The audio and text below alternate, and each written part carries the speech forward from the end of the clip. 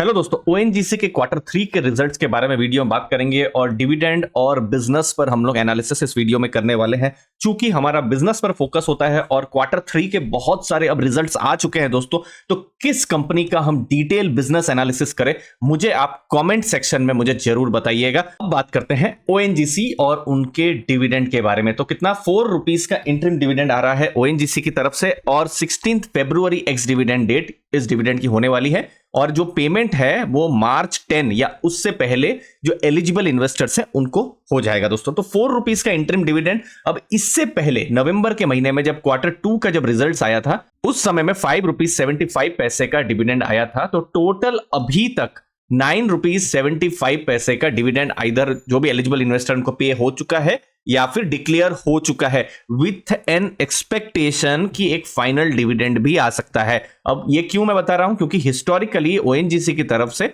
जब भी क्वार्टर 4 और जो फाइनल रिजल्ट्स हैं, जनरली रिजल्ट कब आते हैं, अप्रैल मई के महीने में आते हैं, तो उस समय में एक और डिविडेंड जनरली रहता है। तो इस बार देखेंगे इस बार क्या डिविडेंड होता है नहीं होता है, तो वो सब चीज हमको अप्रैल मई में पता चलेगी। लेकिन 9 रुपीज 75 पैसे का डिविडेंड हो चुका है जो कि ऑलरेडी 4% से थोड़ा कम का ऑलरेडी डिविडेंड डील अभी के प्राइस में हो रहा है दोस्तों। अब रिजल्ट्स रेवेन्यू कैसे हुए हैं, 1.24 लाख करोड़ का रेवेन्यू था कब, अप्रैल टू दिसंबर 2022।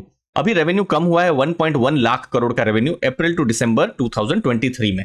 प्रॉफिट्स की आप बात करेंगे 39,076 करोड़ प्रॉफिट था कब, अप्रैल टू दिसंबर 2022 में, और इस बार 29,767 करोड़ का प्रॉफिट हुआ है अप्रैल टू दिसंबर 2023 में। और क्वार्टरली भी प्रॉफिट यहां पर डिक्रीज हुआ है दोस्तों। अब देखिए ये ऑयल एंड गैस की कंपनी है, यहां पर प्रॉफिट्स को लेकर हमेशा आपको थोड़ा वॉलेटिलिटी देखने को मिलेगा, ये मैं आपको थोड़ी देर में डिटेल में बताने वाला हूं दोस्तों।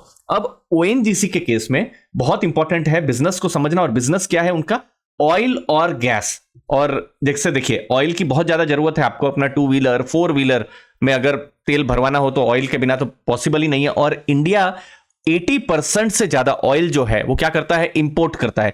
लेकिन भारत की कुछ कंपनियां जैसे ओएनजीसी है या फिर ऑयल इंडिया है, वो लोग क्या करते हैं, ऑयल को एक्सप्लोर करते हैं। तो इंडिया के लिए बहुत ही अच्छा है, हमारे देश के लिए बहुत अच्छा है।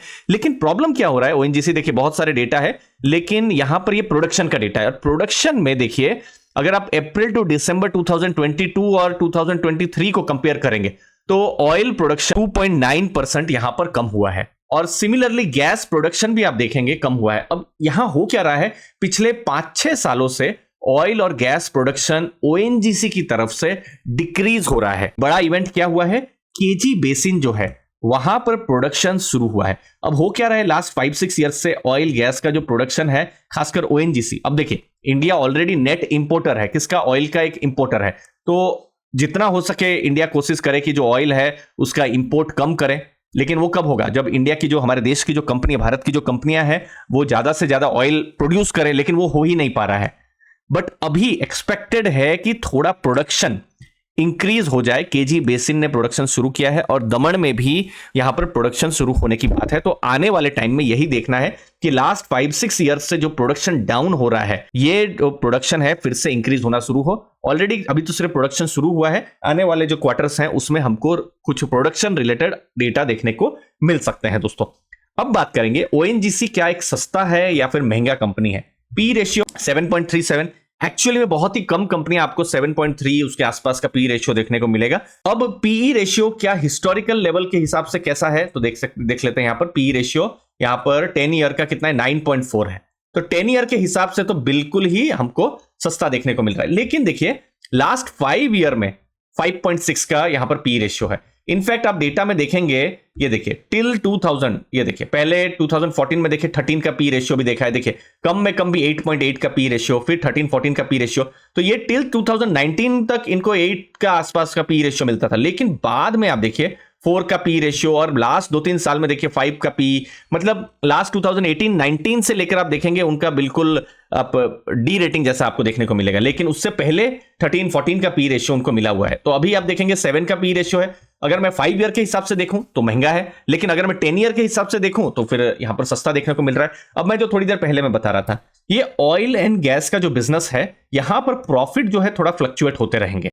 उसका क्या रीजन है, देखिए ये ऑयल प्रोडक्शन करती है और जो गैस है उसका प्रोडक्शन करती है। अब उस केस में क्या होता है, ऑयल एंड गैस प्रोडक्शन में इंटरनेशनल प्राइस के साथ बहुत ज्यादा जो नंबर्स हैं डिपेंड करते हैं। अब हुआ क्या था, जैसे लास्ट ईयर जो था ऑयल के प्राइस और गैस के प्राइस बहुत ज्यादा बढ़ गए थे। ये कब की मैं बात कर रहा हूं, 2022-23 की मैं बात कर रहा हूं। इतना ज्यादा उनके जब प्राइस बढ़ गए थे, उससे क्या हुआ था कि इंटरनेशनल लेवल पर ऑयल के प्राइस शूट अप कर गए थे। तो ओएनजीसी के लिए या ऑयल इंडिया के लिए बहुत ही अच्छा हो गया था। बहुत ज्यादा उनको जो रियलाइजेशन है मिल रहा था, और इतना अच्छा रियलाइजेशन मिल रहा था कि गवर्नमेंट ने एक विंडफॉल टैक्स भी लगा लिया कि आप सुपर नॉर्मल प्रॉफिट कर रहे हैं तो हम आप पर विंडफॉल टैक्स यहां पर लगा देंगे। और वो विंडफॉल टैक्स अभी भी है, और वो हर 15 डेज में वो होता रहता है, जो रिव्यू है रिवाइज होता रहता है। बट गवर्नमेंट ने कहा है कि एटलीस्ट कुछ लेवल तक आप प्रॉफिट रखिए, लेकिन बाद में हमको टैक्स दे दीजिए। ठीक है, अब ऑयल का प्राइस समझ लीजिए बहुत नीचे चला जाए, जो कि एक्चुअली में लास्ट 1-2 साल से हो नहीं रहा है, लेकिन हमने ये 2018-19 उस समय बहुत देखा है। अब सोच लीजिए $60 $50 के आसपास अगर चला जाए तो ओएनजीसी के लिए थोड़ा सा खराब हो जाएगा। बट अभी आप क्रूड का प्राइस देखेंगे $70-80-85 के आसपास में है, तो ओएनजीसी के लिए थोड़ा सी एक अच्छा सिचुएशन जैसा यहां पर है। लेकिन एक की रिस्क है, ऑयल का प्राइस बहुत ज्यादा नीचे चला जाए तो क्या होगा, रियलाइजेशन कम होगा और प्रॉफिट भी बहुत ज्यादा कम हो सकता है। तो ये रिस्क को हमेशा देखना है, जो कि बहुत डिफिकल्ट है प्रिडिक्शन को कर पाना दोस्तों। अब लास्ट में कुछ डिटेल्स, केजी जो बेसिन है वहां पर फंक्शनिंग शुरू हो गई है, इससे प्रोडक्शन इंक्रीज होने के कुछ हमको चांसेस हैं, आने वाले क्वार्टर्स में हमको देखने को मिल सकते हैं। 5% से ज्यादा CAGR ग्रोथ एक्सपेक्टेड है, मतलब प्रोडक्शन को लेकर। गैस का प्रोडक्शन भी बहुत धीरे धीरे करके अभी शुरू हो जाएगा। रियलाइजेशन जो है $81 के आसपास में है पर बैरल, जो कि लास्ट ईयर एक्चुअली में $87 था, क्योंकि प्राइस और ज्यादा था अगेन। लेकिन आप 4-5 साल में पहले देखेंगे तो शायद उतना भी रियलाइजेशन नहीं था। अब ये जो रियलाइजेशन है बहुत हद तक ये एक बहुत बड़ा क्या कहते हैं ना, अननोन बहुत रहता है, ये पता नहीं रहता है। अब तेल के प्राइस अचानक से गिर जाए तो रियलाइजेशन हो सकता है और कम हो जाएगा, तो प्रॉफिट आपको और कम होते हुए नजर में आ सकता है। लेकिन और ज्यादा रियलाइजेशन हो सकता है तेल के प्राइस अगर और ज्यादा शूटअप हो जाए, अगर गवर्नमेंट का लेकिन यहाँ विंडफॉल टैक्स रहता है तो एक लेवल से ऊपर प्रॉफिट भी नहीं हो पा रहा है, तो वो भी एक चीज है दोस्तों। लास्ट में कुछ रिस्क को भी देखना है। इस बार का रिजल्ट थोड़ा सा खराब आया है, हमने देखा ना प्रॉफिट्स कम हुए क्योंकि उन्होंने कुछ वेल्स को, कुछ बिजनेस को, कुछ को राइट ऑफ किया है। तो ये राइट ऑफ वाला जो चीज है ओएनजीसी में हमको बहुत देखने को मिलता है दोस्तों। नेक्स्ट है विंडफॉल टैक्स। विंडफॉल टैक्स मतलब एक लेवल के ऊपर गवर्नमेंट टैक्स लगा ले रही है कि आप सुपर नॉर्मल प्रॉफिट आप कर नहीं सकते हैं दोस्तों, इसको ध्यान में रखना है। नेक्स्ट है और लास्ट में है, अगर कोई क्रूड का प्राइस जो है, जो कि बहुत ही बड़ा अननोन है, जो हमने डिस्कस किया, ये अगर बहुत फॉल हो जाता है तो ओएनजीसी के लिए नेगेटिव है। तो ये एक ऐसा बिजनेस है जो बिल्कुल साइक्लिकल बिजनेस है। यहां पर थोड़ा सा ध्यान रखना पड़ता है कि ऑयल का प्राइस का क्या मूवमेंट होता है। ऊपर अगर ऑयल का प्राइस रहे तो अच्छा है बिजनेस के लिए, नीचे जाए तो थोड़ा सा नेगेटिव हो जाता है। मुझे उम्मीद है आपको वैल्यू मिली होगी। आपके समय के लिए बहुत बहुत धन्यवाद। थैंक यू दोस्तों।